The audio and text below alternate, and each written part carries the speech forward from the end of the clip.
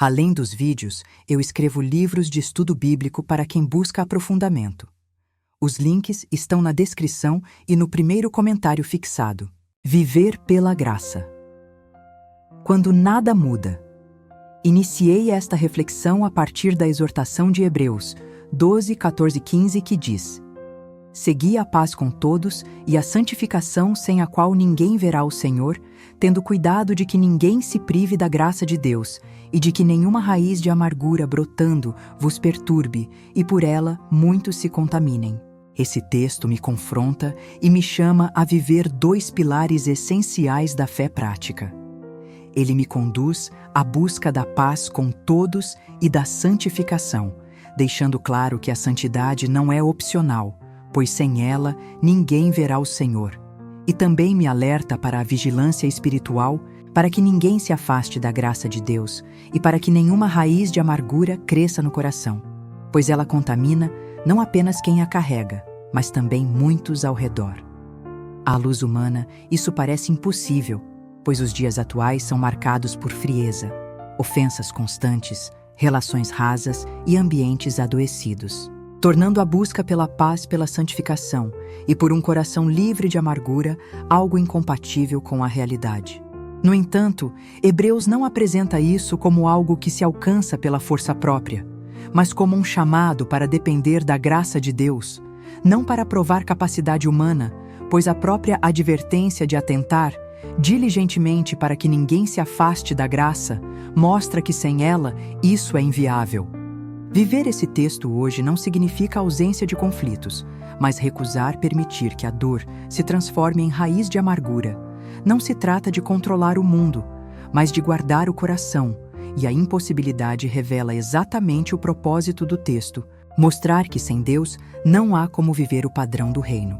Por isso não é fácil, nem natural, nem comum, é espiritual, e justamente por isso continua sendo um chamado atual, necessário e urgente.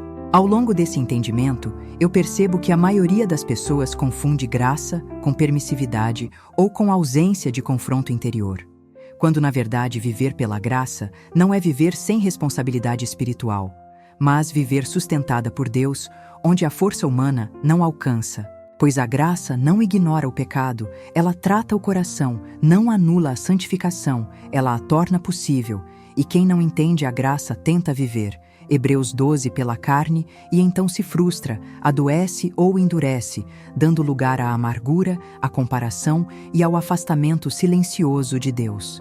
Viver pela graça é reconhecer diariamente a própria insuficiência e permanecer dependente de Cristo, permitindo que o Espírito Santo governe minhas reações, cure feridas e alinhe o coração, mesmo em ambientes difíceis, pois sem essa compreensão, o texto parece impossível, mas com ela se torna um caminho de rendição contínua e não de perfeição humana.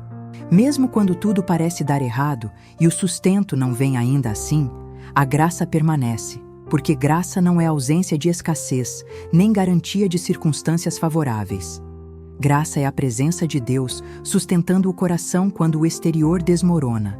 E viver pela graça nesses momentos é não permitir que a frustração gere amargura, nem que a espera se transforme em incredulidade, é continuar confiando quando não há resposta visível, quando a provisão atrasa e quando a lógica humana diz que Deus se esqueceu, mas Ele não se esqueceu. A graça sustenta quando o chão falta, ela guarda o coração para que a dor não roube a fé e para que a necessidade não corrompa a esperança.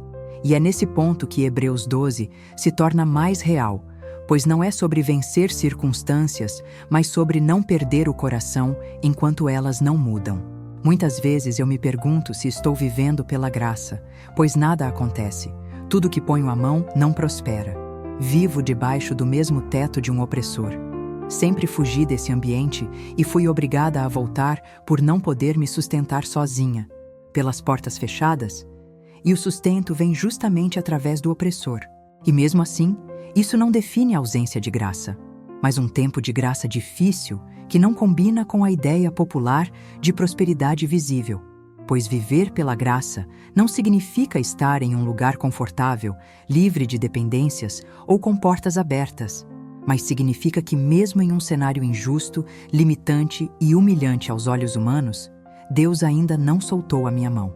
A graça não é medida por resultados externos, pois se fosse Jó, José, Davi e o próprio Cristo estariam fora dela em muitos momentos, já que houve períodos em que o sustento deles também veio de lugares improváveis, até de opressores, o que não validava o sistema injusto, mas revelava que Deus estava preservando a vida enquanto algo maior era trabalhado por dentro.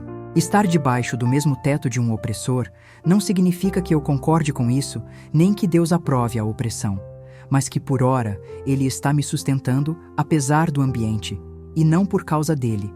E nesses casos, a graça não remove imediatamente a dor, mas impede que ela destrua minha identidade, minha fé e minha consciência. Quando tudo que faço não prospera, isso não é prova de fracasso espiritual, mas muitas vezes um tempo de esvaziamento, onde Deus impede avanços externos para preservar algo interno. E a graça age silenciosamente quando não há controle, quando a dependência é forçada e quando a dignidade parece ferida. É aí que ela se mostra mais profunda. Concluo entendendo que viver pela graça nesse contexto é não me tornar amarga, não me deformar por dentro e não perder a fé. Mesmo vivendo algo que eu nunca escolhi, é continuar viva espiritualmente, enquanto o cenário ainda não mudou. Pois isso é graça, não a que agrada aos olhos, mas a que sustenta a alma enquanto o tempo da mudança ainda não chegou.